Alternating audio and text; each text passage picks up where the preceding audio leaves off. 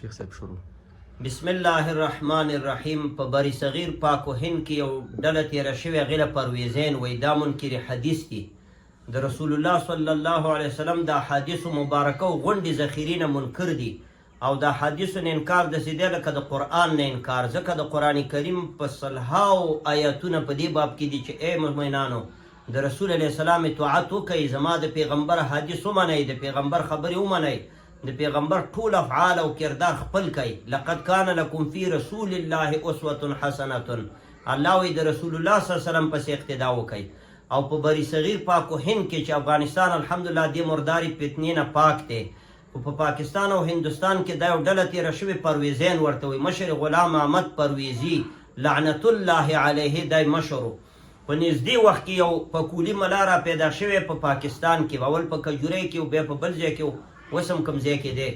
نو هغه منکر حدیث شو او بالکل د غلام احمد پرویزي باندې ایمان راوړو او د ده امتي شو او بیا نور خلک بیا د ده امتین شو. دا یو تسلسل روان کړی. نو موږ به چې خلکو ویل چې دا منکر حدیث دی دا پکولي ملا وایي، نه تاسو د ده په خبرې په مطلب نه پوهېږئ.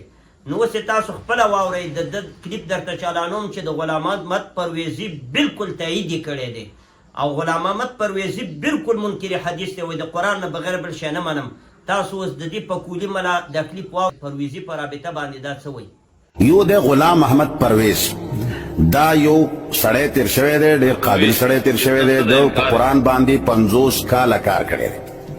چا چې په قرآن باندې کار کړی دی او مسلمانان د الله نظام ته راغوښتي دي او د ملایانو دا نور کتابونو نه انکار او بغاوت کړی دی چې زه د ځمکې د خدایانو کتابونه نه منم. دا کلیپ هم واورېدو، ښه چې دا کلیپ هم واورېدو، اوس تاسو خپله فیصله وکړئ د ده څه هدف دی چې موږ یې په مطلب نه پوهېږو.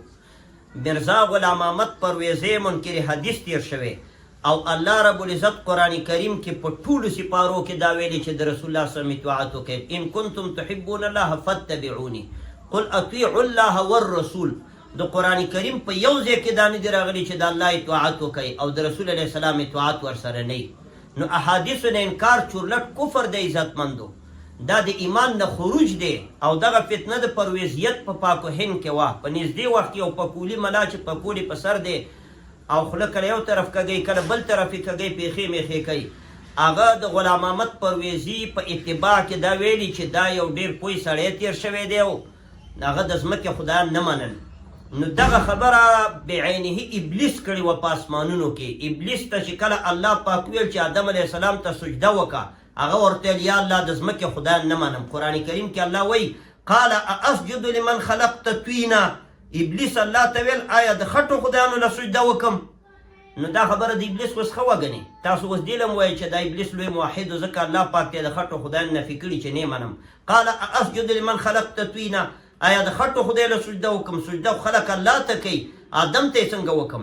بعینه هم دغه خبره دی مولا را نقل کړي او داسې ویلي چې غلام احمد پرویزي د ځمکې خدایان نه مني. د ځمکې خدایانو نه مراد محمد رسول الله صلی الله علیه وسلم دی. العیاذ بالله. هغې ته څوک خدای نه وایي، هغه زموږ د اسلام ستر پیغمبر دی، موږ پې ایمان راوړی. هغې نه انکار کفر دی، هغې نه انکار د ایمان نه خروج دی، د هغې د احادیثو نه انکار کفر دی او د دې کفر متحمل چې غلام احمد پرویزي او اوس د هغه په اتباع کې دغه پکولي ملا دی.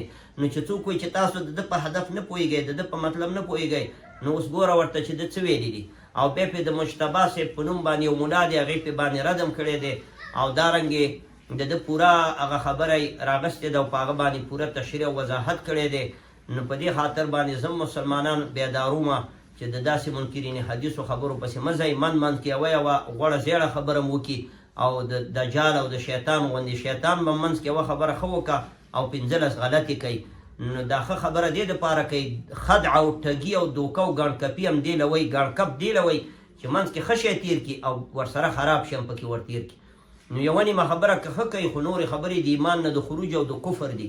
لنډه دا چې د رسول الله صلی الله علیه وسلم د ذات مبارک نه انکار کفر دی، نو د رسول الله صلی الله علیه وسلم اتباع نه او د اطاعت نه انکار دام کفر دی. د نبی کریم صلی الله علیه وسلم اطاعت په موږ باندې قرآن کریم واجب کړی، الله په موږ باندې واجب کړی او په قرآن کې هر ځای کې د الله اطاعت سره د رسول اطاعت شته. اطیعوا الله و اطیعوا الرسول، اطیعوا الله و اطیعوا الرسول. داسې ځای نه دی راغلی چې د الله اطاعت راغلی د رسول علیه السلام نه راغلی. البته داسې ځای قرآن کې شته چې صرف د رسول علیه السلام اطاعت راغلی د الله پکې نه راغلی د هغې مثال دا آیات دی ومن یشاقق الرسول من بعد ما تبین له الهدى چا چې د رسول علیه السلام نه انکار وکړ او د هغه حدیث ونه منل نو الله وایي ونسله جهنم دا به جهنم ته ور داخل کړم دلته د الله اطاعت پکې د سره ونه ویلو دلته د قرآن ذکر د سره ونه شو دلته قرآن کریم صرف د نبی علیه السلام ذکر وکړلو نو د دغې نه انکار پرویزیت دی او پرویزیت کفر دی او دجل دی الله دې زموږ او ستاسې عقیدې سالمې او برابرې